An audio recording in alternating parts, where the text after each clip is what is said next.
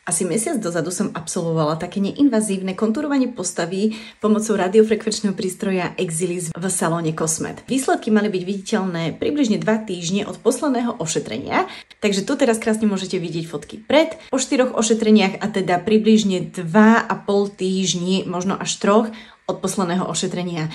Možno ten výsledok nie je úplne že extrémny, ale ja vidím aj cítim na sebe celkovo rozdiel v tom, že to brúško mám trošku také podvihnutejšie, čo v podstate malo byť za cieľ. Tento prístroj vám nezaručí nejaké aj brutálne chudnutie, skôr možno len také spevnenie ovisnutej pokožky. Je to veľmi obľúbené práve na poporodné brúško, teda čo som aj ja išla riešiť, keďže s tým mám problém. Veľmi obľúbená býva táto terapia na dvojité brady a na podbradky, tam dokonca s tým majú aj veľmi dobré výsledky a úspechy, ale je napríklad aj zaujímavé, že predtým, než som do Cosmet začala na toto chodiť, tak som mala v páse nejakých 81 cm.